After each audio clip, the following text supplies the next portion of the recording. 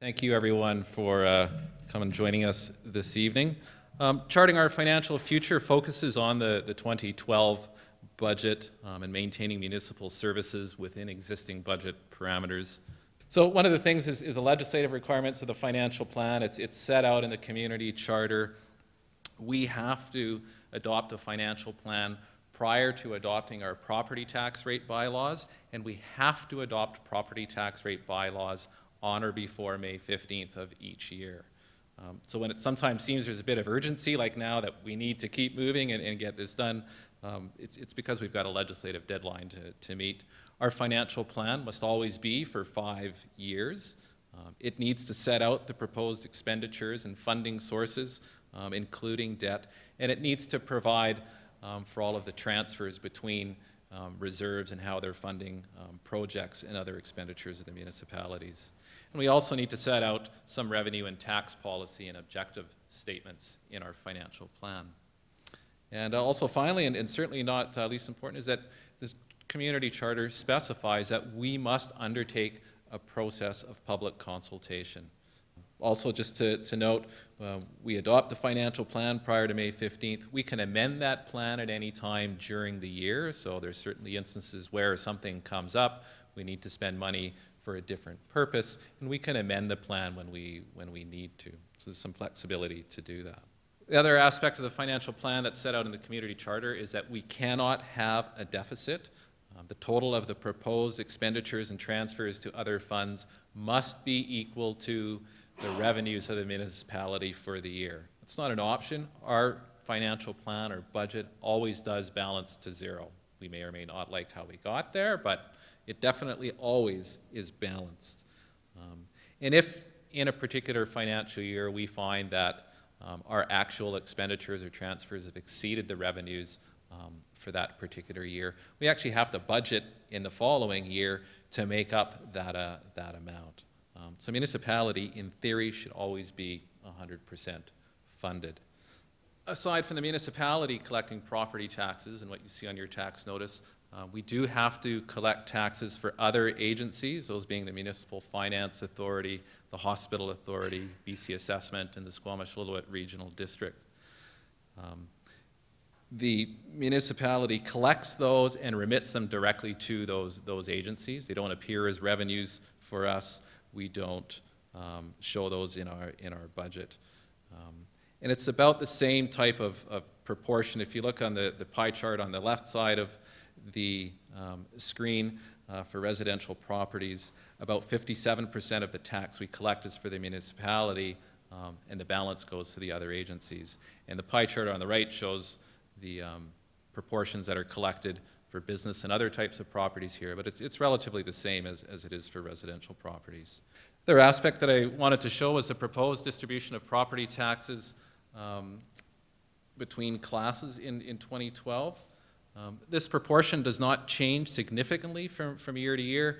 Looking at the pie chart in front of you there, the municipality collects almost 2/3 of its tax from residential properties, and we collect about 1/3 of the tax from business and other properties that are there.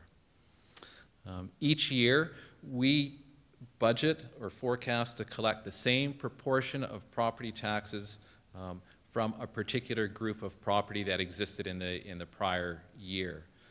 And property tax rates are usually based on this sort of process or policy, rather than focusing on the ratio of, say, what the Class 6 or business property is to residential. So this particular slide that's here shows the property tax revenue changes that have taken place since 2001. Kind of an interesting graph. I think some people on council like it. It might have precipitated the results of the last election that took place. But once again, showing that in 2012 there is to be no increase in property taxes or utility fees for the year. What I do want to note is that the change in property tax means the revenue, means the change in the revenue from one year to the next. So when we say there's going to be 0% change in property tax revenues, that means we expect to collect the same as what there was in 2011. And if you have a home or a condominium that has changed in assessed value the same as the average property in Whistler, that's exactly what will happen on your property tax notice. But of course, most of us are not that average, and what we'll find is that our assessed values have changed a little bit more or less than what the average property did in Whistler. So you will see some variances in your property tax levy from one year to the next. And we calculate the property tax rate simply by taking the total taxes that's required, dividing it by the total assessed value of property here in the municipality, and multiplying that by 1,000. And that's why they call it a mill rate rather than a percentage of tax. So having a look here at some things now that are getting a little bit more into the budget details, this slide has the revenue categories that have been proposed in the 2012 budget. You'll notice on the very top line is the property or parcel taxes. This makes up over 50% of the revenue of the municipality, and more than half of the utility fees that we collect are also on our property tax notices and are shown under the columns there for water, sewer, and solid waste. You'll notice that in the total column off to the right, total revenue is anticipated to be about $74.5 million. This is actually a $2.7 million decrease, or 3.6% less than what was planned for 2011. And I'll show you a little bit more in a couple slides about why that is. It's not that we're losing revenue from a bunch of sources. This slide, same format, but shows us the expenditure categories that are proposed for the 2012 budget. Very high level detail. If you again you look over at the totals, I think of them sort of as a third, and a third. A third going to payroll, a third going to goods and services, and a third going to reserve transfers. So what you'll notice on that is that from 2011 to 2012, the proposed expenditures will decrease by about $2 million, or 3.3% of our prior year budget. And on the next slide, I'll show you some more detail about why that is. This includes planning to decrease some of our full-time equivalents, which will take us down to about 296 FTEs by the end of the year. And this slide is set up as a poster on the boards behind us. It's summarized information about how we got to 0 and 0, that in fact is possible for us to do. We have to consider that whatever there's any negative factors, it must be compensated by something else that's happening in the budget. There needs to be a corresponding reduction. The above amounts that you see in the slide there represent the change in budgeted revenue and expenditure from 2011 to 2012. In the column that's shown as planned 2012 changes, those are changes that were included in the last 5-year financial plan. The column new for 2012 are changes that are other factors, savings and efficiencies that are proposed to achieve the no increase to taxes and utility fees for 2012. So if you look at the first table in the upper left corner, what that shows is, again, as I mentioned earlier, revenue decreasing by nearly $2.7 million.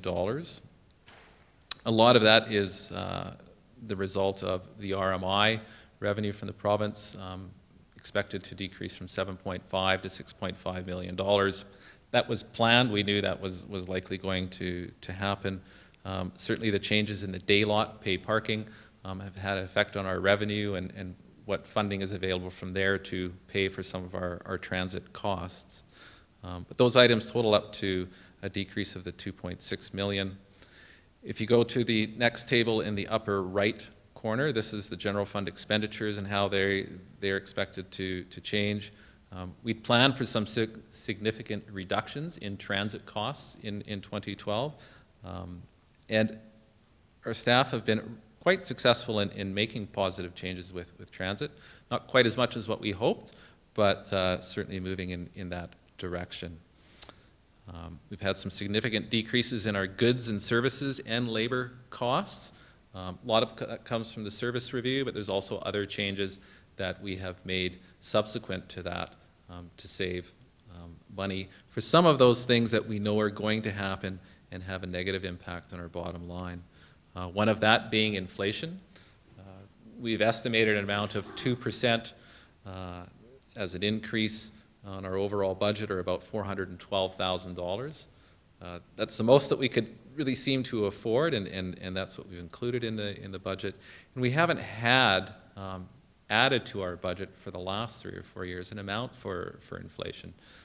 And it's important that we do that at least at some point, or we get a lot of people standing around with no tools to use.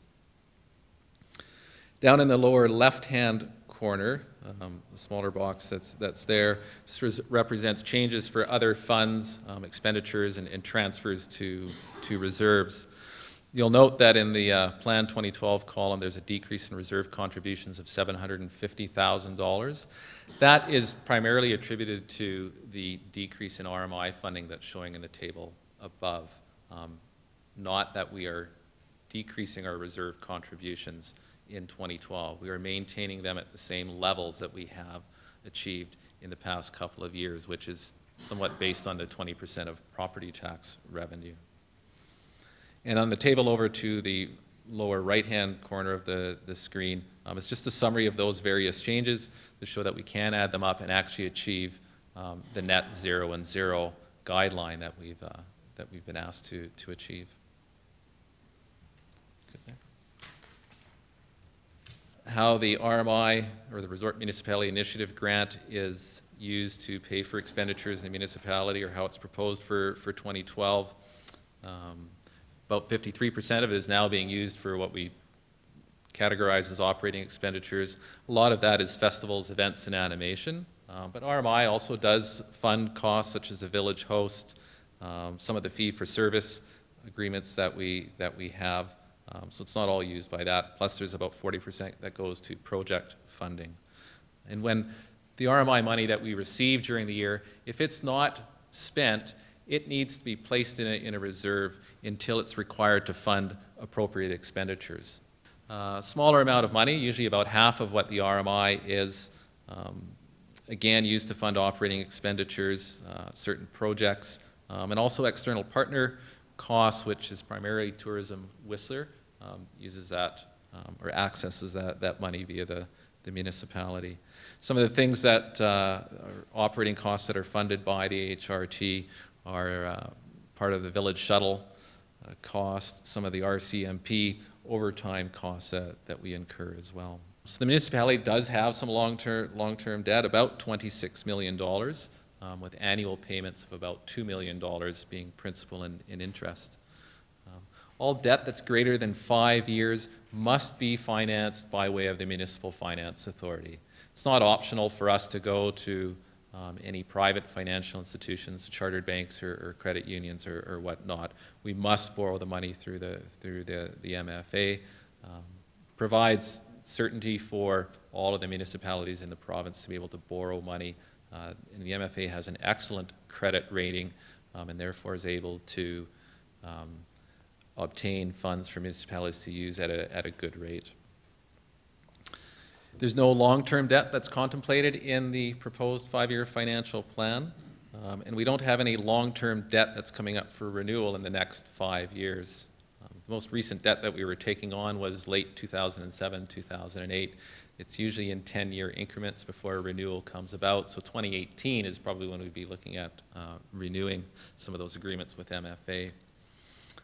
We do have one piece of equipment, which is our composter, which was actually financed by way of a lease. It's a short-term debt, and it's actually coming due in May of this year, so we'll be looking at refinancing that for one more 5-year period and have that completely paid off.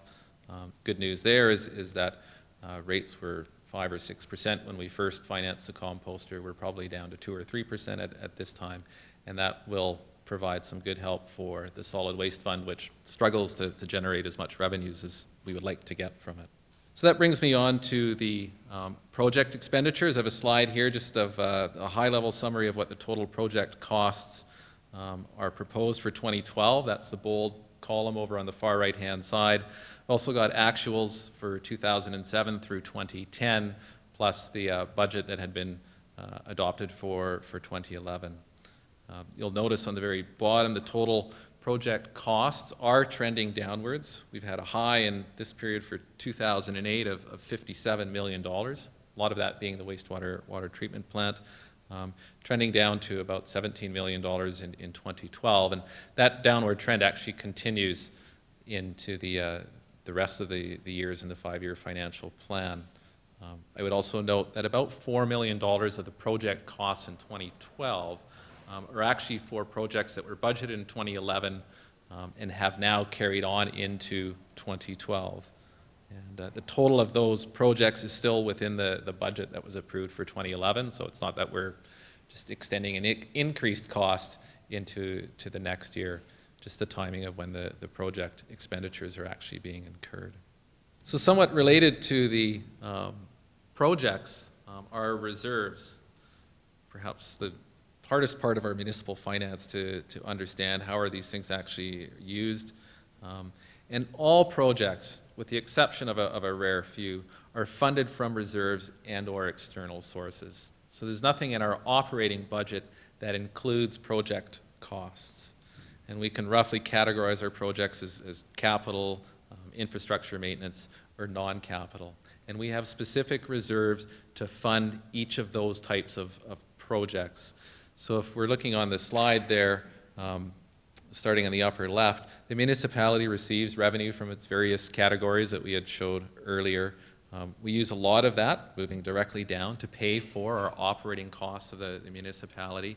And the balance we put into reserves. That's our savings account to pay for project expenditures in the future. The actual cost of projects that take place in a particular year are not really a contributing factor to how much revenue, whether it's property taxes or other sources, are required by the municipality. For certain, the more you spend on projects, the more you'll need to put in reserves. So I'm not saying it doesn't matter. But if you could imagine, as in the previous slide in 2008, when project costs were $57 million, if we had to tax for that much, it would be a significant hardship on people to all of a sudden have such a huge increase just because we're paying for a project that takes place in 1 year. So the use of the reserves enables us to smooth out those project costs from 1 year to the next. The other very important aspect about the reserves is that it provides us savings for the future maintenance and replacement of the capital infrastructure that we have. The estimated replacement cost of our municipal assets, though, in 2011 dollars, is over $575 million. It's over half a billion. It's a lot of infrastructure that we have here to maintain. It's the proposed contributions to capital maintenance and replacement reserves in 2012, including some interest allocations, is nearly $12 million. So it's consistent with past years. And as a municipality, we have some responsibility to invest in the future and ensure that our infrastructure is going to be available for others to use. And it's important for people as individuals, but it's important for businesses as well.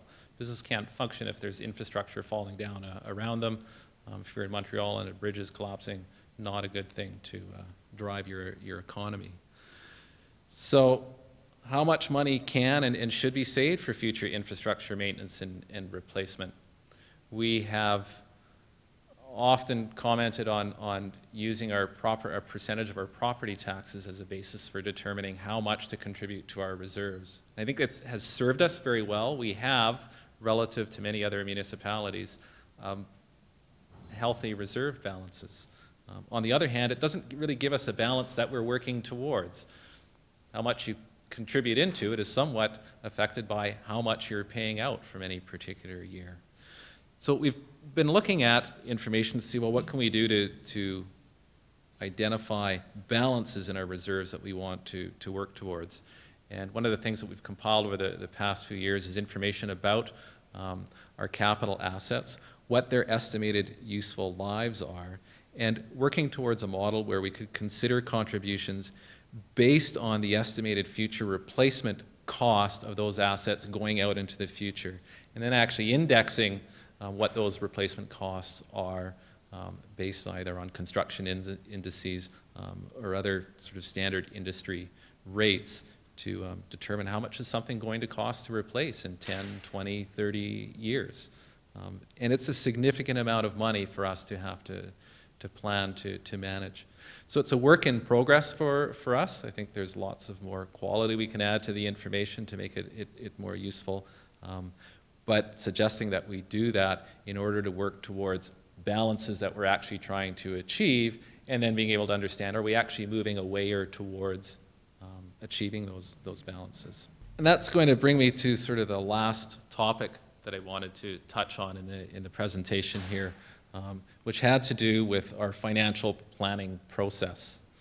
And what should the process achieve? I've got a diagram up there, and I've borrowed that from Government Financial Officers Association document that was actually talking about zero-based budgeting, but I thought it had some interesting questions in it, and those were useful for me in trying to understand, well, what could a process look like?